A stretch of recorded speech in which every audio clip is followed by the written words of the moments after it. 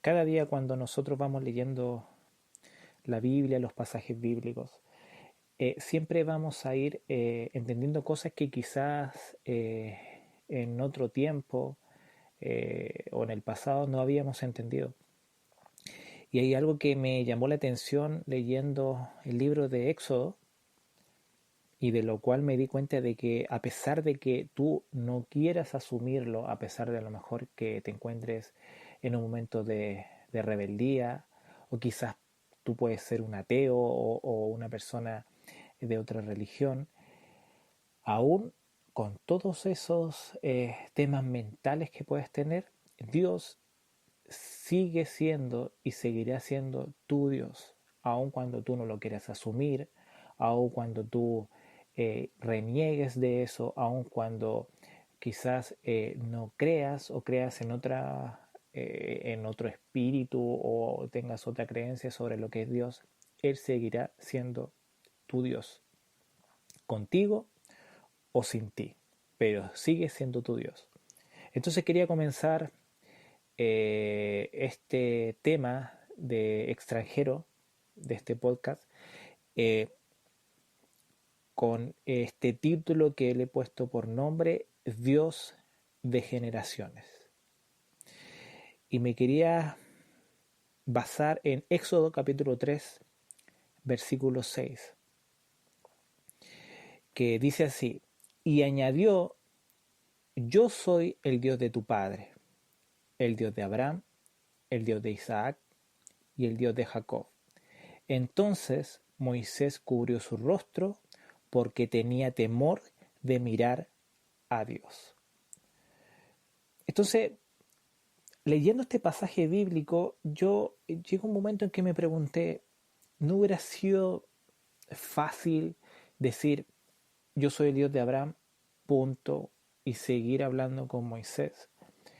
Pero en realidad yo siempre he creído que todo lo que hay en la Biblia está por algo en la Biblia. Y de esos pasajes nosotros siempre podemos sacar algo. Eh, y en esto yo me detuve y algo tan simple. Y yo decía, ya, bastaba con colocarle Dios de Abraham, pero aquí le coloca Dios de Abraham, de Isaac y de Jacob. Entonces, lo primero que fui entendiendo es que primero Dios es un Dios de generaciones. Pero ahí, en este pasaje, Dios se presenta y Él se describe también de quién es. No, ahí da a entender a Moisés que Él era el Dios de Abraham. Por ende, le estaba explicando de que yo soy ese Dios del cual ustedes han adorado. Yo soy el Dios del cual eh, provoqué que saliera Abraham de Ur. Yo soy ese Dios que después de haberle dado esa promesa a Abraham de tener un hijo, cumplí con esa promesa. Entonces ahí va dando descripciones de qué clase de Dios es Él al decirle, yo soy el Dios de Abraham. O sea, yo soy el Dios que le prometió y le cumplió a Abraham algo. Después le dice, yo soy el Dios de Isaac. Yo soy el Dios que luego de prometerle algo a alguien, esa promesa y esa protección, esa bendición se traspasa a su hijo. Y luego le dice, yo soy el Dios de Jacob, porque Jacob, cuando vemos lo que significa en el hebreo, significa mentiroso, engañador. Entonces ahí dice, yo soy el Dios de Jacob, es decir, yo soy el Dios de un mentiroso, yo soy el Dios de un engañador, pero a pesar de todo lo que tú puedes ser, a pesar de todo lo que Él es, sigue siendo el Dios de Él. ¿Sí? Entonces, Él se presenta y se describe como dice Dios quién es, pero a la vez también Él dice, yo soy el Dios de tu Padre, hablándole a Moisés que era el Dios del Padre de Moisés. Pero también aquí vemos diferentes facetas de paternidad que tiene Dios. Eh, entonces, ¿cuál es la primera faceta? El Dios de Abraham. ¿Qué significa ser Dios de Abraham? Cuando hablamos del Dios de Abraham, hablamos de que es el Dios de alguien que creyó, alguien que tomó decisiones dolorosas. ¿Por qué decisiones dolorosas? Porque Abraham tuvo que irse de la casa de su padre, alejarse y separarse de su parentela, aun cuando no lo ha hecho completamente como lo que pasó con Lot. Él se fue del lugar donde él vivía y quizá en muchas ocasiones, algunos lo han vivido eso, otros no, pero no es algo tan fácil. A veces pasa a ser bien doloroso porque uno tiene una costumbre con esas personas. Y aquí es el Dios de la persona que pasó por dolores, el Dios de Abraham. Ese es el Dios que Abraham le dijo, ve y sacrifica a tu hijo, a tu único hijo. Entonces, ese Dios que le está diciendo, que está a Abraham presionando para ver qué capacidad de fe tiene, que para ver si es que esa fe que tiene Abraham es solamente de boca, es decir, de palabras, o esa fe también tiene hechos. Y ahí fue probando Dios a Abraham si realmente era eh, una persona de fe o era una persona solamente de palabra. Por eso es que muchas personas le llaman a Abraham el padre de la fe. Pero ¿por qué el padre de la fe? Porque fue la primera persona eh, y con mucha altura de creer completamente en Dios, de creer completamente, de aun cuando la adversidad decía lo contrario, él creyó. Como por ejemplo la edad que tenía él y la edad que tenía Sara, con su edad, en lo normal y lo natural es que no podrían haber tenido un hijo y aún así lo pudieron tener. ¿Por qué? Porque creyeron. Entonces por eso se le llama el padre de la fe, por todas las situaciones que él vivió al límite con su fe. Y él eh, cumplió con su fe. Él pudo llegar a la meta con la fe que él tenía. Hay otro personaje que también habla de este pasaje que dice el Dios de Isaac. ¿Qué significa el Dios de Isaac? Porque aquí hablamos como el Dios de Abraham. ¿Dios de quién? De la persona que cree, de la persona que a pesar de todo lo que le esté sucediendo, sigue con Dios, sigue estando cerca de Él, sigue en relación con Él, sigue orando, quizás sigue yendo a la iglesia, sigue asistiendo. Después pasamos para el Dios de Isaac. ¿Qué significa ser el Dios de Isaac? Cuando hablamos de Isaac es alguien que se le dio todo, recibió la bendición porque ya estaba con él. Incluso la Biblia dice que cuando Abraham le diezmó a Melquisedec, él llegó a diezmar hasta su cuarta generación. Entonces quiere decir que también diezmó por Isaac. Cuando nació Isaac venía ya con una carga de bendición en su vida. Él no tuvo que pasar por las situaciones extremas que pasó su padre. Sí tuvo pruebas también, pero no al nivel de Abraham.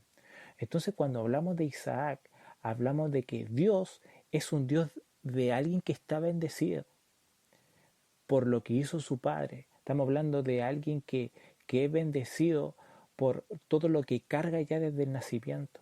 Hablamos de alguien que ya creció dentro del Evangelio. Abraham no, Abraham tomó decisiones para poder llegar a Dios, pero Isaac ya nació estando dentro de la promesa, nació estando ya con sus padres ya en Dios, ¿sí? Pero luego pasamos al tercer punto, que es el Dios de Jacob. ¿Qué significa ser el Dios de Jacob? Hablamos de que es el Dios de aquel que pasa cometiendo errores. Es el Dios de aquel que tiene pies de barro. Es el Dios de aquel que quizás vive haciendo cosas malas, cosas contrarias, mintiendo, siendo egoísta, eh, eh, quizá a lo mejor engaña a sus hermanos, engaña a su padre, como lo hizo Jacob, que engañó a su padre diciéndole que en realidad era el hijo mayor y en realidad no era el hijo mayor. Engañó a su hermano también. Eh, entonces ahí vamos viendo de que aún con todo lo que era Jacob, Dios igual seguía siendo Dios de él. ¿sí? Entonces, ¿qué es lo que quiero yo sacar de esto y traspasarte a ti? Que a pesar de cómo tú estés viviendo, a pesar de a lo mejor de las circunstancias en las que tú estés, a lo mejor que quizás tú no te interesa como el hijo pródigo estar en la casa del padre, a pesar de todo eso, tú igual vas a seguir siendo un hijo. Tú igual vas a seguir teniendo un Dios que se va a preocupar por ti. Entonces, cuando hablamos de Jacob, es una persona que pasó y pasó y pasó cometiendo errores. Y Dios tuvo que cambiar su nombre para poder cambiar su identidad. Y en base a ese cambio de identidad, él pudo ya comenzar otra vez con una identidad nueva. Y es súper interesante porque aquí no dice que es el Dios de Israel. Aquí dice este pasaje que es el Dios de Jacob. ¿Por qué entonces se enfoca más en Jacob que en Israel? Porque Jacob nos muestra que aun con todo lo que seas tú, Dios va siempre a estar contigo. Y como ese hijo pródigo que cuando vuelve, vuelve a estar gastando todo lo que era de él y vuelve a la casa del padre, el padre lo estaba esperando. Y cuando llegó lo abrazó, lo besó, realizó una fiesta porque él había vuelto. Entonces ahí vemos que a pesar de todo lo que tú seas, Dios igual está a la puerta. Como lo dice el libro de Apocalipsis, versículo 3, capítulo 3, versículo 8. Dios igual está a la puerta. Y como está a la puerta, Él solamente está esperando que tú abras esa puerta para que Él pueda entrar y pueda juntamente conversar, ponerse al día, eh, quizá a lo mejor hablar de las tristezas que tú tienes. Por eso yo te digo, no solamente te enfoques en, Dios se ha olvidado de mí porque yo he cometido esto, y Dios siempre está más cerca de los que hacen lo correcto, de los que creen en Él, como Abraham, o siempre bendice a aquellos hijos que están dentro de la congregación, como Isaac. Pero yo te digo que aun cuando tú pienses eso, Dios igual va a seguir siendo el Dios tuyo. Aun cuando tú tengas muchos pecados, aun cuando tú pases por muchas equivocaciones, Dios está ahí contigo. Dios no te ha desamparado, Dios no te ha dejado. Quizás a lo mejor has pasado por momentos de silencio que quizá es el momento en que Dios te ha llevado al desierto para hablarle a tu corazón, pero eso no significa que Dios te ha desamparado o te ha dejado o se ha olvidado de ti. Un hijo, aun cuando salga de la casa del padre y se vaya por mucho tiempo, seguirá siendo un hijo. Cuando vemos nosotros a David, y David cometió el pecado de mandar a matar y también de adulterio, pero David, él no dejó de ser rey después de esos pecados, él siguió siendo rey. El hijo pródigo no dejó de ser hijo luego de irse de la casa del padre, siguió siendo hijo. Entonces, a pesar de todo lo que tú estés viviendo, seguirás siendo un hijo de Dios. Quizá a lo mejor tú te sientes como un Jacob, pero yo te digo que a pesar de todo lo que tú sientas, igual Dios va a seguir siendo un Dios tuyo. Y va a llegar un momento en que cuando tú te des cuenta de tus errores, va a venir Dios y va a cambiar tu identidad, cambiando tu nombre, como lo hizo con Jacob al llamarlo Israel. Entonces, cuando habla el Señor de que es Dios de Abraham, Isaac y Jacob, se refiere a que es un Dios de generaciones. Y eso a nosotros nos tiene que dar confianza. ¿Por qué? Porque cuando yo le entrego mi vida a Dios, Él también va a cuidar a las generaciones que vienen debajo mío, a mis hijos, mis nietos, mis bisnietos. Él va a estar ahí como Dios, como un Dios de generaciones.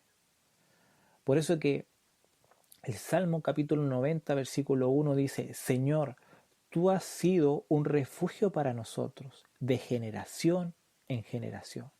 Ahí está hablando de que no solamente ha sido un refugio para él, sino que dice, ha sido un refugio para nosotros de generación en generación. Por eso, entrégale tus hijos al Señor, porque no pueden estar en mejores manos que en las de Él. No pueden estar en mejores manos. Y yo te digo que Dios está ahí esperando. O quizás tú eres como el Abraham, que tú pasas por pruebas, Dios te ha sacado de un lugar quizás que no debías estar en ese sector, en ese lugar, en esa ciudad, en ese trabajo, o quizás con esa amistad. Dios te sacó de ahí y te está bendiciendo. Pero a la vez también te está probando para ver si tu fe es la correcta o no es la correcta. Por eso Mateo 1.1 dice, libro de la genealogía de Jesucristo, hijo de David, hijo de Abraham. Entonces, qué importante es la genealogía, porque si lo era importante para la época de Jesucristo, también lo es importante para nosotros. Por eso yo te digo, en este día, Dios bendice tu vida, Dios bendice la vida de tus generaciones. Así que no te preocupes, porque tus generaciones están en buena mano. Así que este ha sido el tema de hoy de este podcast de extranjero. Espero que haya sido de bendiciones para sus vidas y que pasen un buen día. Saludos.